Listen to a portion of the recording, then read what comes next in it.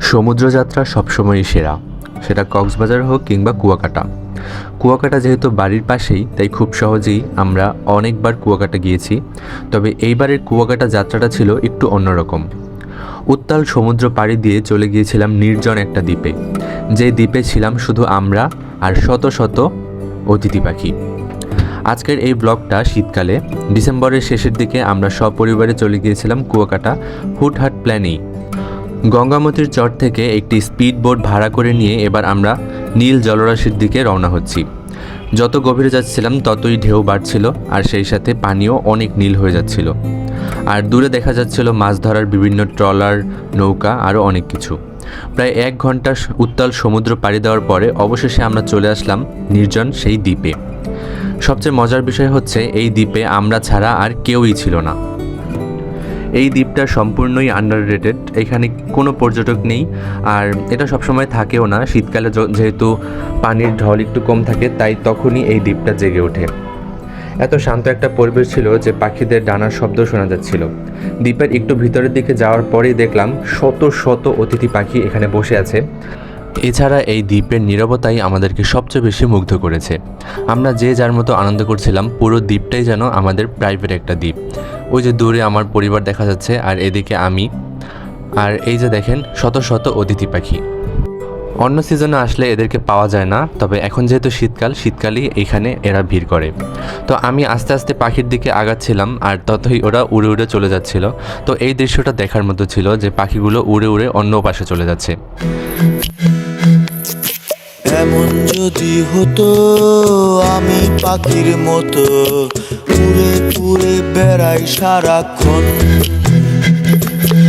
এমন যদি হতো আমি পাখির মতো উড়ে উড়ে বেড়াই সারাক্ষণ। পালাই বহু দূরে ক্লান্ত ভব ঘুরে, ফিরব ঘরে কোথায় এমন ঘর। বৃক্ষতলে শুয়ে তোমার দুঃখ ছুঁয়ে, বৃক্ষতলে শুয়ে। বেশ কিছুক্ষণ পাখিদের সাথে সময় কাটানোর পরে এরপর আমি চলে এসেছি এই দ্বীপের একদম শেষ মাথায়। এরপরে পানি আর পানি ছাড়া আর কিছুই নেই। চারপাশে সমুদ্রের উত্তাল জলরাশি ছাড়া আর কিছুই দেখা যাচ্ছিল না। আর এখন তো আমার পরিবারের মানুষজনদেরকেও দেখা যাচ্ছে না, তারা হচ্ছে দ্বীপের একদম ওই পাশে, আর আমি চলে এসেছি একদম এই পাশে। এখানে পানিটা এত ক্লিন ছিল আর এত সুন্দর একটা আবহাওয়া ছিল, আমি জীবনে কখনো এই সময়টা ভুলতে পারবো না। এই পুরো দ্বীপ জুড়ে মনে হচ্ছিল যে আমি একা আছি।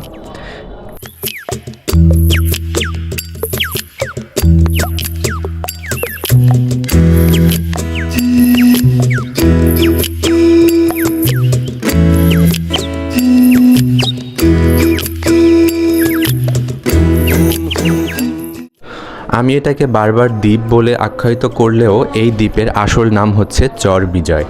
এটা খুবই আন্ডাররেটেড, তবে কুয়াকাটাবাসীর কাছে এটা চর বিজয় নামেই পরিচিত। তবে যেহেতু এটা সমুদ্রের বুকে ভেসে ওঠা একটি ভূখণ্ড, তাই এটাকে আমার দ্বীপ বলে আখ্যায়িত করতেই বেশি ভালো লাগছে। তো যাই হোক, এই দ্বীপে বেশ অনেক সময় কাটানোর পরে এরপর আমরা চলে গিয়েছিলাম আরেকটা দ্বীপে, পাশাপাশিই ছিল। তো ওই দ্বীপে গিয়ে আমরা দেখা পেয়ে গেছিলাম এই সুন্দরী লাল কাঁকড়াগুলোর। আমাদের যে স্পিড বোট চালক ছিল, উনি আমাদেরকে এই কাঁকড়াটা গর্ত থেকে উঠিয়ে দেখিয়েছিল। আম্মু এই দেখো, তাকাও একবার। জেতা জেতা জেতা কামড় দেবে পুরো জেতা। এই দ্বীপে আরও অনেক লাল কাঁকড়া ছিল, তবে এগুলো এতটাই চালাক, মানুষের আগমনের আলাপ পেলেই এরা গর্তে ঢুকে বসে থাকে। তো আমাদেরকে এই গর্ত থেকে বের করে একটা দেখিয়েছিল বলেই আমরা দেখতে পেরেছিলাম।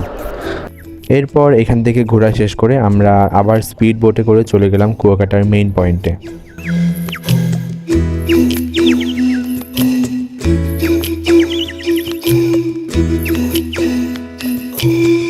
হতাম যদি রঙিন প্রজাপতি, ফুলে ফুলে মাতামাতি।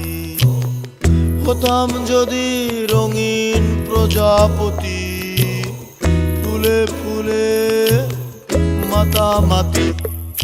দিনের আলো কাটে পুরে পুরে তোমার আমার গানের সুরে।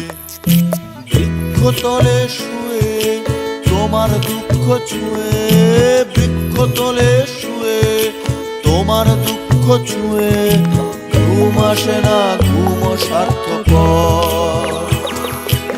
এমন যদি হতো আমি পাখির মতো,